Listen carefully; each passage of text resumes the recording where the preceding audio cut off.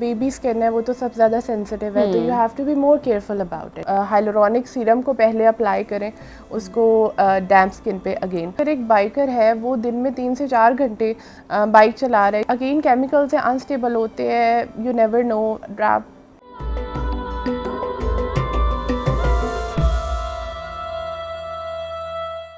अब हम लोग कंजूसी करते हैं, हम कहते हैं कि जी बड़ी ट्यूब लें और 3-4 महीने गुजर जाए, लेकिन 2 फिंगर मेथड, इतनी अमाउंट की सनस्क्रीन आपने फेस के लिए, और अगर आप नेक को इंक्लूड कर रहे हैं तो 3 फिंगर की अमाउंट आपने अपने पूरे फेस और नेक पे लगानी है 15 मिनट से आधा घंटा पहले बाहर निकलने के। नंबर 1। नंबर 2, अगर तो आप इंडोर्स हैं तो it's fine, you don't need to reapply. अगर आप की जॉब की नेचर ऐसी है कि जो आपको आउटसाइड रहना है, पसीना आ रहा है या स्विमिंग कर ली है या आपने फेस वॉश कर लिया है, तो 2 से 3 घंटे के बाद आपने उसको रीअप्लाई करना है। और ये चीज़ इतनी इंपॉर्टेंट है कि लोग मेरे पेशेंट्स आते हैं चौधरी रहमत हॉस्पिटल में, वो कहते हैं जी हम सनस्क्रीन अप्लाई कर रहे हैं, फ़र्क नहीं पड़ा, क्योंकि आप सही तरीके से अप्लाई नहीं कर रहे हैं। Reapplication is very important. अच्छा, यहीं से मैं बात को कंटिन्यू करना चाहूँगी, बच्चों की बात लाजमी करना चाहूँगी, क्योंकि बच्चे हैं, उन्होंने आउटडोर एक्टिविटी भी करनी है। आजकल हम मीडिया पर भी बहुत बात करते हैं ना कि हमने अपने बच्चों को गैजेट्स दे दिए हैं, इंडोर ही उनकी गेम्स होती हैं, तो ऐसे में पेरेंट्स भी कॉन्शियस हो गए, अच्छा शाम के टाइम पे चलो भी एक्टिविटी करवाते हैं पार्क्स की। और अब मैं देख रही हूँ कि एक फ़र्क मुझे नज़र आया, शाम को पार्क्स में लोग आए होते हैं अपने बच्चों को लेकर। बच्चों के लिए भी वही चीज़ रिकमेंड है जो आप बता रही हैं कि अप्लाई करने का जो मेथड है, या सेम ही उनको सन ब्लॉक्स लगेंगे, और कितनी देर के बाद रिमूव करना है, क्योंकि बच्चे थोड़े से केयरलेस होते हैं, तो हम माओ को एजुकेट करते हैं। डेफिनेटली, देखिए बेबी स्किन है वो तो सबसे ज़्यादा सेंसिटिव है, तो you have to be more careful about it. अब उसमें जैसे मैंने पहले जिक्र किया फिज़िकल सनस्क्रीन का, तो ये कुछ टाइप्स की सनस्क्रीन होती हैं। फ़िज़िकल सनस्क्रीन होगी, केमिकल सनस्क्रीन होगी।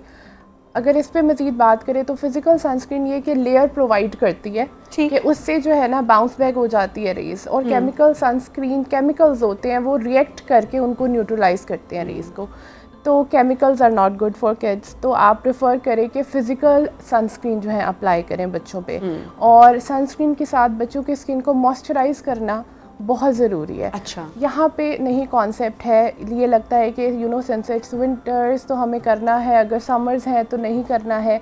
लेकिन जिन लोगों की ऑयली स्किन होती है, फॉर एग्जांपल ऑयली स्किन क्यों हो रही है, क्योंकि स्किन का बैरियर कॉम्प्रोमाइज़ है, तो ग्लैंड्स प्रोडक्शन कर रहे हैं सीबम की ताकि एक प्रोटेक्टिव लेयर रहे। वही अगर हम अपनी स्किन के अकॉर्डिंग मॉइस्चराइजेशन कर लेंगे तो वो हमारे ग्लैंड्स को इतना काम नहीं करना पड़ेगा। ये हम बच्चों की बात कर रहे हैं, ये हम ओवरऑल सबकी बात कर रहे हैं। तो मॉइस्चराइजेशन इज़ वेरी इंपॉर्टेंट, और बच्चों में तो बहुत ही ज़्यादा इंपॉर्टेंट है कि उनका बैरियर कॉम्प्रोमाइज़ ना हो। तो हम उनको future harmful effects if there are any किसी भी क्रीम के, उससे हम इस तरह प्रोटेक्ट कर सकते हैं कि एक तो फिज़िकल सनस्क्रीन लगाएं, दूसरा ये कि हम मॉइस्चराइज़ करें और फिर उसके ऊपर सनस्क्रीन लगाएं। और जो सबसे छोटे बच्चे हैं उनमें मदर्स को बहुत ज़्यादा ध्यान रखना पड़ेगा कि वो अपने हाथ मुंह में ना डाल लें, या जो अगर बाहर लेके जा रहे हैं तो पेरेंट्स आर विजिलेंट कि वो कहाँ खेल रहे हैं, कैसे खेल रहे हैं। और रीएप्लीकेशन अगेन बच्चों पे भी वही रूल अप्लाई होता है। तो कुछ स्पेशलाइज सनस्क्रीन भी आती हैं बच्चों के लिए, लेकिन अगर आपको नहीं पता चल रहा कि जी कौन सी सनस्क्रीन बाय की जाए, तो आप जो फार्मेसी पे फार्मासिस्ट होते हैं आप उनसे भी पूछ सकते हैं कि जो हमें फिजिकल सनस्क्रीन चाहिए, हमें केमिकल सनस्क्रीन नहीं चाहिए। ठीक है। अच्छा, जो रंग गोरा करने वाला इंग्रेडिएंट मौजूद होता है सनस्क्रीन्स में, बहुत सारी ऐसी होती हैं, बहुत सारी ख़वातीन उनका भी इस्तेमाल कर रही होती हैं कि चलें एक तो प्रोटेक्ट कर लेंगे और दूसरा जो है वो यू नो कोई और क्रीम लगाने की ज़रूरत नहीं पड़ेगी। तो ये जो वाइटनिंग इफेक्ट आ रहा है सनस्क्रीन के साथ, ये रिकमेंडेड है या इसका कोई नुकसान है?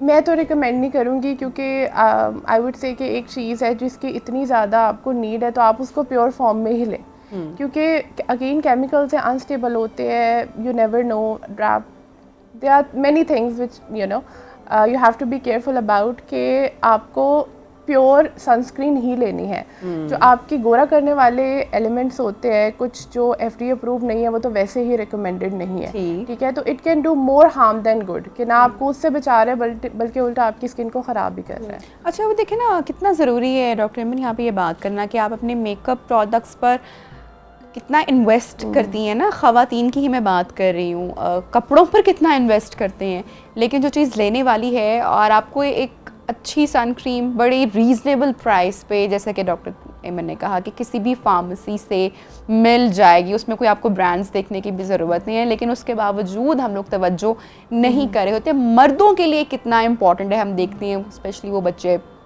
जो कि अब तो है हेलमेट पहनने पर इतनी सख्ती कर दी गई है, तो शायद मुझे लगता है कि थोड़ी सी बचत हो चुकी है, क्योंकि भारी भरकम जुर्माने हैं उन लोगों पर जो कि बगैर हेलमेट के ट्रैवल करते हैं। लेकिन उससे पहले आप देखें कि इस मौसम में लड़कों की, मर्दों की जो स्किन थी वो बहुत टैन हो जाते हैं, तो ये सन क्रीम मर्दों को भी एजुकेट करना उतना ही ज़रूरी है। डेफिनेटली, क्योंकि देखिए अगर एक बाइकर है वो दिन में 3 से 4 घंटे बाइक चला रहा है, जैसे फूड पांडा राइडर्स होते हैं, डिलीवरी वाले जो होते हैं, उनको तो सारा दिन उनका यही काम है कि उन्होंने बाइक चलाना है, तो उनके लिए तो सबसे ज़्यादा इम्पॉर्टेंट है। और दूसरी एक और चीज़ मैं ऐड करना चाहूँगी कि हम लोग तो फिर थोड़ी बहुत फीमेल्स रिसर्च कर लेते हैं, जो मेल्स हैं वो इतनी रिसर्च नहीं करते। फिर कुछ उनकी घर में बहनें हैं, मदर्स हैं, बीवियाँ हैं, कोई क्रीम लगा रही होती हैं, शौक में वो भी क्रीम लगा लेते हैं, और वो क्रीम एक तो वैसे ही स्किन बैरियर को कॉम्प्रोमाइज़ कर रही है, फिर रात को वो क्रीम लगाई है और सुबह उठ के बिल्कुल धूप के सामने चले गए हैं, तो स्किन बहुत डैमेज, मतलब मर्दों की स्पेसिफिकली आपने आपको एजुकेट नहीं करते ना, बस जो पड़ा है वो कर लिया, कि जो मिल गया, हाँ अच्छा ये लगा रही है, गोरी हो रही है, चलो मैं भी लगा लेता हूँ, तो that's what they do. So it's very important. और नॉट इवन मैन, अगर लेडीज़ भी कोई एक्टिव्स लगा रही हैं, एक्टिव्स वो कंपाउंड होते हैं जो हमें एक कोई ख़ास पर्पस हमारी स्किन को सर्व कर रहे हैं, जैसे विटामिन सी है, रेटिनॉल है, तो no doubt these things are good, लेकिन हमारी स्किन को क्योंकि वो सेंसिटिव कर रही है, बैरियर थोड़ा बहुत कॉम्प्रोमाइज़ होता है जब स्किन अडेप्ट कर रही होती है, तो तब भी सनस्क्रीन लगाना बहुत ज़्यादा इंपॉर्टेंट है। ठीक है, रेटिनॉल का आपने जिक्र किया, तो 2 सीरम्स जो हैं उनकी बहुत चर्चा है। रेटिनॉल ऑयल, अभी आप किसी भी डर्मेटोलॉजिस्ट के पास जाएँ तो वो आपको रेटिनॉल ज़रूर करेगा सजेस्ट, लेकिन उसका जो सही तरीका है, सही मेथड है, वो कितना ज़रूरी है। हाइड्रोनिक एसिड जो है, सीरम जो है, वो इसके साथ कितना इम्पोर्टेंट है और कैसे इस्तेमाल करना है। डॉक्टर साहिबा, सही तरीका हमें मालूम होना बहुत ज़रूरी है कि पहले मॉइस्चराइज़र की लेयर है, फिर उसके बाद क्या है, सीरम कब लगाना है, तो ये सारी चीज़ें आप 1 बाय 1 करके लगाएं उन लोगों के लिए जो कि स्किन केयर रूटीन अपनी स्टार्ट करना चाहते हैं। अभी लेटली रेटिनॉल ने बहुत हाइप ली है, अदरवाइज तो पहले तो सिर्फ एक्नी नहीं था एग्जैक्टली सिर्फ एक्नी की ट्रीटमेंट के लिए डॉक्टर्स देते थे, बट अगेन इसका एंटी एजिंग में बहुत रोल है। हाइपर पिगमेंटेशन, दाग धब्बे बढ़ जाते हैं, जो ओपन पोर्स हो जाते हैं, जैसे अभी ग्लास स्किन का बड़ा कॉन्सेप्ट है, तो it helps you to achieve that. अब रेटिनॉल की बात की जाए तो इसके डिफरेंट फॉर्म्स हैं, एक माइल्डर फॉर्म है, एक स्ट्रॉन्ग फॉर्म है, फिर एक एक्टिव फॉर्म है, तो हमेशा हम माइल्ड फॉर्म से स्टार्ट करें, जो रेटिनॉल आपको सूट आया किया है कि नहीं। माइल्ड फॉर्म से स्टार्ट करें, फिर उसको बिल्ड करें। दूसरी बात ये कि डेली ना लगाएं, स्किन को थोड़ा सा ऑल्टरनेट डेज पे लगाएं, स्किन को थोड़ा सा उसके साथ एडजस्ट होने दें।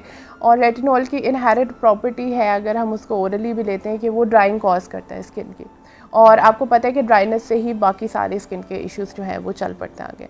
तो आप सबसे पहले मॉइस्चराइज़र लगाएं।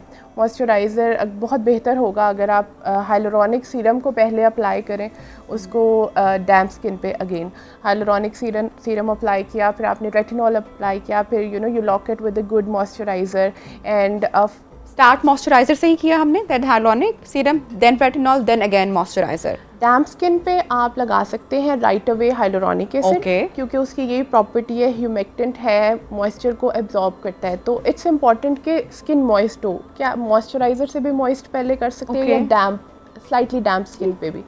फिर आपने हाइलुरोनिक एसिड सीरम लगाया, फिर आपने रेटिनॉल लगाया, और फिर आपने उसको फिर मॉइस्चराइज़र से लॉक कर लिया।